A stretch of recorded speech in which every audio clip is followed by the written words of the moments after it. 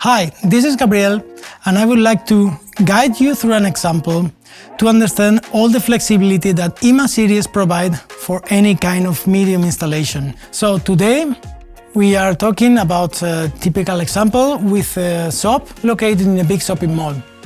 For that, we normally need first a music source connected, providing all the background music.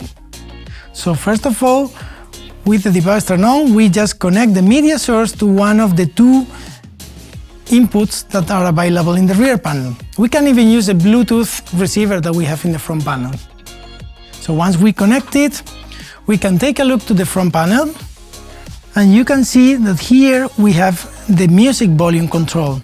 So first of all, we just have to activate the music volume until we see signal, and then once we have signal here, we just can raise the volume on the master volume control, and now we have signal through this LED ring.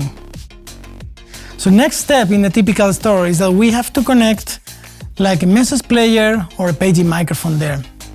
Normally these kind of sources have higher priority than the music. So for that, we will connect, for example, a message player here in the rear panel to channel 2, and also we will connect a paging microphone to channel 1. The good thing about IMA 60 and IMA 30 is that they come with two contact closures, one for the emergency input and one for the microphone line inputs. So we can connect, for example, the message player with a relay contact just to mute the music sources while the message is played. So first of all, again, we connect the signals to mic line 1 and mic line 2 channels, and we also bring a paging microphone for this example. If we take a look to mic line 1, we can see that there is a terminal block connector where we can connect there our balanced microphone or line signal together with a contact closer. We can also use a combo connector with an XLR or jack there. And in mic line channel 2, we have a terminal block connector and also a dual RCA connector, just in case we want to use a consumer level audio source, for example. There are two features available in these channels.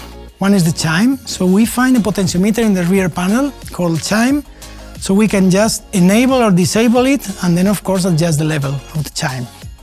And the last feature is the box. With the box, we can set up the threshold, so as soon as an audio signal coming from mic line 1 reaches this threshold, it will mute the signal coming from microphone 2 or music source. Once we have all our sources connected, we must select in which mode every channel works. We can select microphone or line, and we can even select phantom power when we need it. So, for example, for the paging microphone, we just adjust the gain control until the signal clips, and then we reduce the volume to get the best signal to noise ratio. And then with the line input for the message player, we do exactly the same. We just select line and we adjust the gain for that. So first of all, we can try the microphone and raise the volume on channel 1 until we see that we have signal there. And the same applies to channel 2, where we connect a media player. So now that we have everything connected, we can just try how this works. So let's imagine, for example, the message player is just triggering an announcement with priority. So as soon as the message player starts, we will see here Prio. This is an indication telling us that we are muting the music channel, and now the priority announcement is just sent to the master output. Once this announcement finished, we will see that this Prio indication goes out and then the music comes back again. Let's imagine we have some signal coming from the global paging announcements, and these signals are quite important, so we need our customers to focus on this kind of messages. That's why we can connect this emergency signal directly to our emergency channel, and we have two ways of activating the emergency priority. One is with the audio input. We have a box detector as well, so we can set the threshold, and as soon as we have a line signal reaching this threshold, it will mute any other signal in the device, so we can focus on the main message. The other option is, for example, to connect a fire mute contact. So we can connect the contact closer to the one that is available in the emergency input, and this will mute again all the signals in the device, so people can just focus on the main alarm.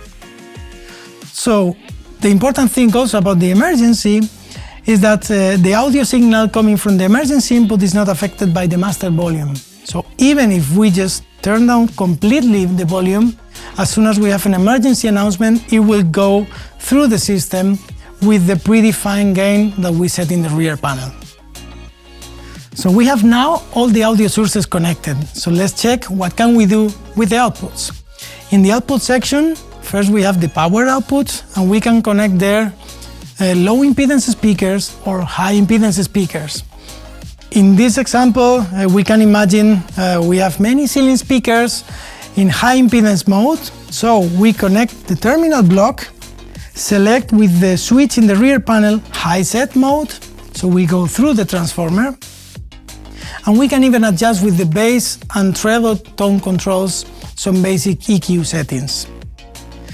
Last, we have an auxiliary output. This is the balance line output that you can use to install IMA series together with external amplifiers, active subwoofers, or even music on hold systems. Then we can connect for this application this balance line output, and we have a switch in the rear panel to select if we want to send through this output only the music source selected or the entire mix. A quite interesting feature in IMA series is the auto standby circuit. In this case, if we don't have any audio signal for more than 20 minutes, the device will go automatically into standby mode. As soon as the signal gets back, the device will wake up. But if you don't want to use this feature, you can just easily disable in the rear panel. And now we are good to go. We have an all-in-one and reliable solution that is managing all these priority levels, and you just need to worry about simple actions here, adjusting levels, checking what is happening, and you have a clear indication when you receive an emergency signal or a priority signal. Thanks for watching.